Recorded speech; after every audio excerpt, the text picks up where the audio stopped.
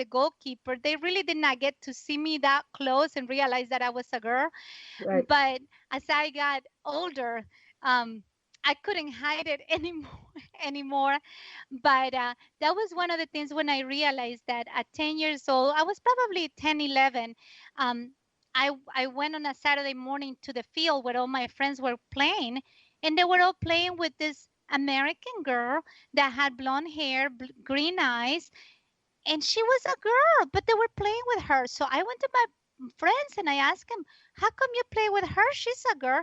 And that's when they told me, "She's an American." Oh, then I had to figure out what an American was.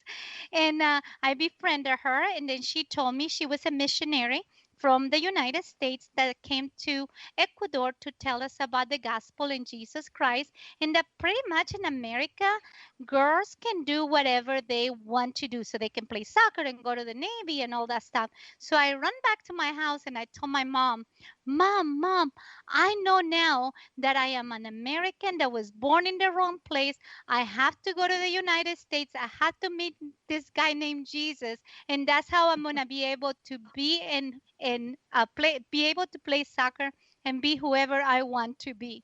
And that's how at that time I understood that if I got myself into something that I wanted to do, nothing was going to stop me, not gender or the language or the distance.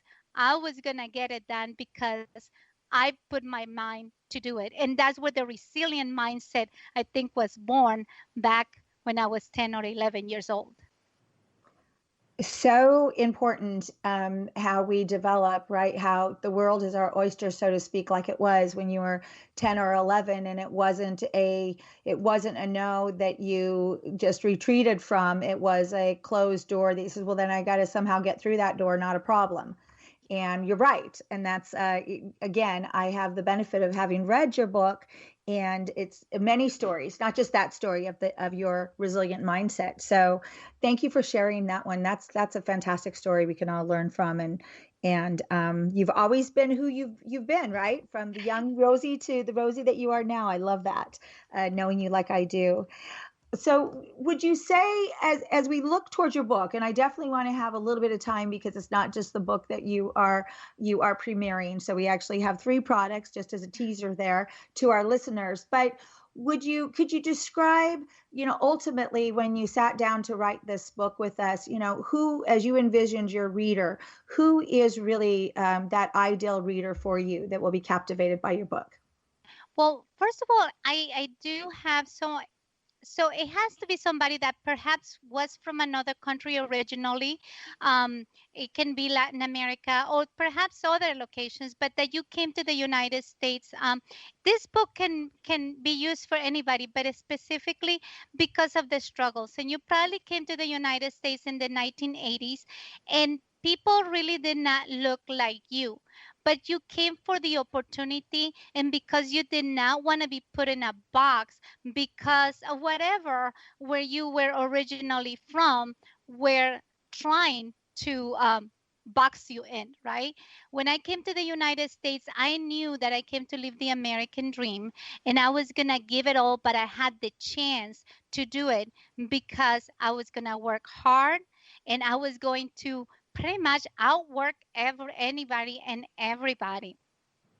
So to me, writing writing this book is really just an inspiration for the other person that struggle with culturally becoming acclimated to a new culture too.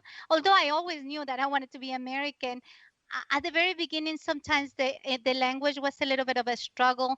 But then I had mentors that helped me achieve what I needed. So I was blessed with very good mentors. So those are going to be other people that if you are in the process right now where you have achieved your American dream, but you want to help somebody else and you're mentoring, this is another of my readers.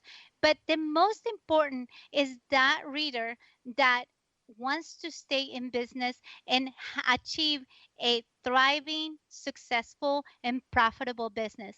Because you can go to Harvard and be taught business administration, but somebody that has never owned a business, or you can really live day by day by your experience and becoming a master in business administration because you have tried it all and you know what works and what doesn't. So sometimes you feel you're the only one that is probably struggling with the things that you're struggling, but there is other people out there that have been through what you have been, and they might be able to have the solution. So by sharing and connecting those people is how we're gonna get faster to our end goal, right? Which is the thriving, successful, and profitable business. So business owners that they're in the process of continuing to stay in business, but perhaps have reached a point where they feel that they're alone and they just need some guidance, that will be the great person to read my book.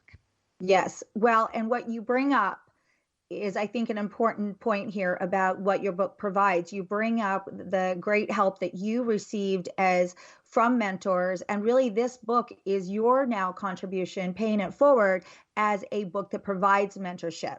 And as you were talking, I was reminded of, your chapter 4 is called Set a Fire Under Yourself. And you say something like, let me just read, if you're struggling to stay on track, this chapter is for you. Persistence is such a vital part of success, yet some of us give up way too soon. I mean, that's a direct quote from your book. And really what you've done is, as you says, you are providing this mentorship through the pages of your book, through these rock star chapters. And you've now, you're paying it forward. So I'll just say thank you on behalf of all your potential readers, because, again, it's just a real knockout book. I'm excited. So before we run out of time here, I want to also share with the audience that not only are you providing the book, Nikki, The Spirit of a Resilient Mindset, but you're also providing the workbook that goes along with a mastermind workshop series. By the time this posts out, you've got a mastermind workshop series that is being held on the 17th of September, 9/17. So we'll have some information in when we the post 18th. this. I'm so sorry. It's the 18th, Thursday the 18th. Okay, Thursday the 18th. So now we're talking about in September. Oh, I'm sorry. Yes, I apologize. Go ahead. That's September. okay. That's all right. September 17th. Yeah, I know you have one coming up right away here, but the next one to enroll in, and it is open to the public, so we'll have some information about it. But then the third product that we're very, very proud to present. Can we talk about it here, Rosie? Yes, Okay. definitely. All So right. that's actually one of the things that I am more inspired about. So although I live in the United States for about 32 years and I consider myself an American, being born in Ecuador, it always brings me back to my childhood. I had an amazing childhood. So one of my goals was at one point to be able to give my classes in Spanish in my country. And you have made it possible where I will be able to interpret or write my book in Spanish. We're so excited. So yes, so when we launch all three of your products, your book in English, your book in Spanish, and your workbook will be debuted at a big event at the Tampa Club in November, which we'll make sure that our listeners are invited to. But yes, we're very proud to be offering a now publishing book in Espanol. It's been a goal of ours, and it is happening with Nikki, The Spirit of a Resilient Mindset. Rosie, I wish we had more time. We barely scratched the surface, but our time is ending.